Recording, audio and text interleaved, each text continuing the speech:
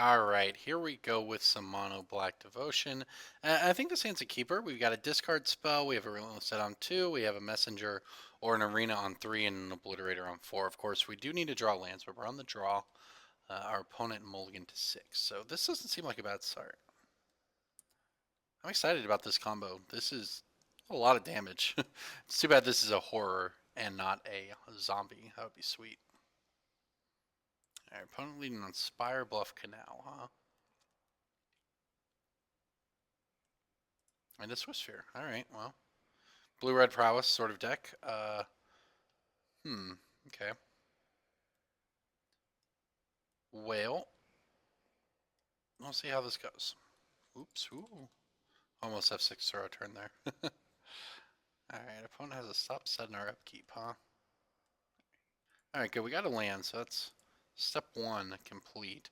We get Inquisition. Ooh. Well then. I don't know how much of an answer we have for any of this, but I think I take the Manamorphose.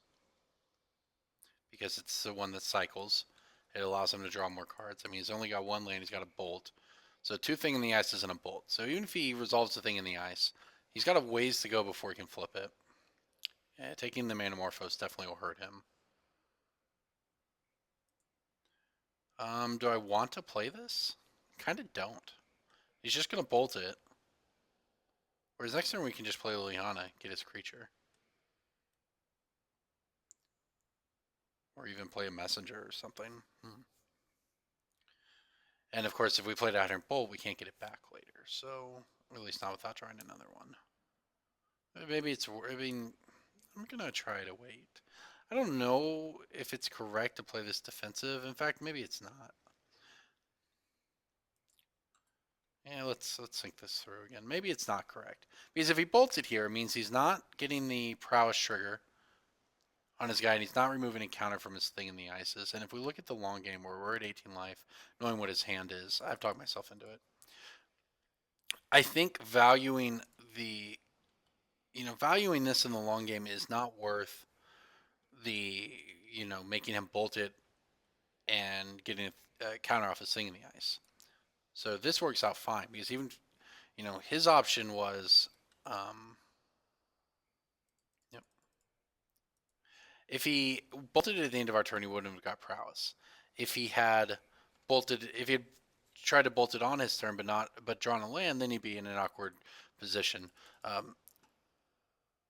As it turns out, he still hasn't found a land, so he's got 2 thing in the ices and 2 unknowns. I think I actually like playing the messenger, getting in there for damage. That's where we can start beating him down because our Liliana the Veil's still good.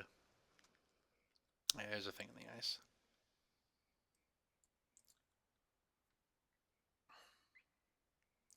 I could just play an obliterator here. Well, this is awkward now that he has this. But I guess I could play an obliterator, then the Liliana. Sure. I played this game a little differently than you might think, and we're sort of trading some of our life points away here. But this obliterator is very difficult for him to deal with. He basically needs Vapor Snag or Dismember in the main deck for him. But next turn we'll play Liliana and force him to sacrifice a thing. His attacks have been blocked, have been stymied, as it were. So he either takes a bunch of damage, he still has to sack a guy, so he may be in on trying to flip this thing in the ice here. Oh, that's unfortunate. Okay. I don't know. I don't know if I played this game right or not. Each turn I've had the option of dealing with his board or getting damage down, and knowing he has Sing in the Ices, I just feel like it's correct to get the damage down. Especially since he's got this thing in the ice, we can't really attack with our messenger anyways. We can keep it back to protect our Liliana, and now he has to try very hard to flip thing in the ice. Of course, if he does, we're in trouble, but I assume that'll be the end of our Liliana. Yep. He still doesn't have good attacks. But he's going to give it to us, huh? I will gladly block here. So even if he does something with this mana, yeah, he's not. We're just gonna get 2 more life out of the deal. And it's a 7/8 when it flips, huh? This is good. He takes a lot more damage now. So he takes 9, goes to 2, and then dies to our messenger. So he's just dead unless he has a vapor snag or something. It was an odd attack by him. I think he needed to sit on that Swiss sphere, um, and just try to flip his thing in the ice. Sure. Absolutely. Puts him at 4.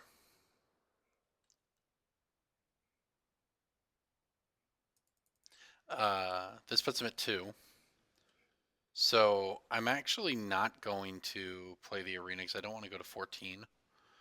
All we have to do is even if he flips it here, he doesn't kill us, and then we just play messenger again and kill him.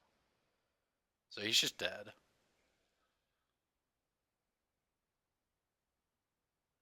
He's in this awkward position where he actually can't. Uh, sure, he can flip it in our combat, and he's still gonna die. This is not a, yeah, it's not an option.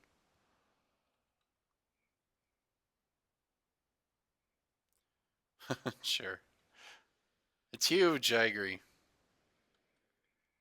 I'm gonna kill you now. I just. Oh my gosh, it's a horror.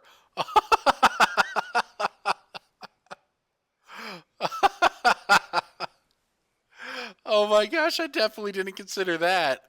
Who would have thought that would be relevant? Oh my gosh. It does. It says, well, we close this eye. It says, return all non horror creatures as a horror. Who needs it to be a zombie? That was pretty good. All right, let's play game 2. Wow. What a random blow. He was dead no matter. He was dead even if it did get bounced there, but still. Still. Okay, what do we want here? I feel like we're going to need some damnation. Collective brutality seems good. Duress seems fine. So what don't we want? Kalitas seems good. The obliterators were fine too. Most of our cards are good. I don't think we need that arena. Disfigure is pretty good here. Maybe we can cut a hanger back. I feel like I want to cut a forger. Maybe we just don't want another donation. Maybe we just have so many outs because we have a lot of outs already. We can make him discard thing in the ices. We can dismember them pre-flip. We can go for the throat post-flip. We can damnation post-flip. Yeah, maybe it's not as many. I do want that other damnation is pretty slow, but maybe we just don't want any arena. We want the other damnation. All right, I'm fine with this. I'm more worried about. Obviously, if we get combo killed, we get combo killed, and we don't have any other spot removal in our sideboard here. But I don't want to die to flipped thing in the ices. I'm looking at those as the primary threats. I guess I keep this. His hand is by no means exciting, but we're on the draw. Our opponent mulliganed to 6.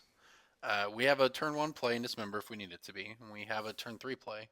So, if we can just remove his first 2 threats in the first 3 turns and then play an obliterator, that's, not all bad. And I'm just going to draw the best card off the top of our deck. We're going to get Spell Pierced here, Dispelled.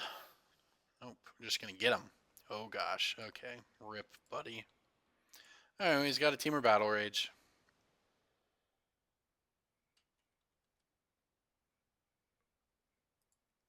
Well, had a Teamer Battle Rage. There's actually some value in holding this, but given that we want to tap out the next 2 turns, we just need to go ahead and play it now. This is pretty bad for him. I didn't look at his lands close enough to see if he just drawn this Wooded Foothills or not, but getting 2 discard spells in the first 2 turns when we rip them off the top of our deck is pretty rough for him on a mulligan, especially when we have Liliana and Obliterator to follow it up. Oh, okay. You can have your growth. You cannot have a Teamer Battle Rage. So it's 2 lands, Immunogenic Growth.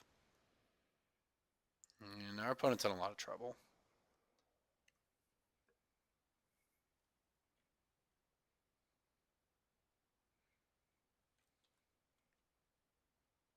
Alright, we have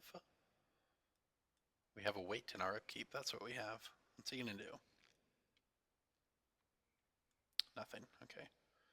Gatekeeper's not bad. Just gonna discard this Bloodstained Mire for now. We can't cast the Obliterator, but depending on what happens, he may play a creature and we end up minusing Liliana. We may draw, I'm fine with these spells in my hand. We can just pitch a land here, and if things go badly, we can just pitch the Obliterator on our next Liliana activation. Either way, our opponent with 2 cards in hand, things don't seem great for him. So we know he's land like there's almost a value in just holding this, but what I'm actually going to do is just play an Obliterator. See if he has a counter. Nope. All right. Each player discards, please. So now we'll just pitch our Gatekeeper. It's fine.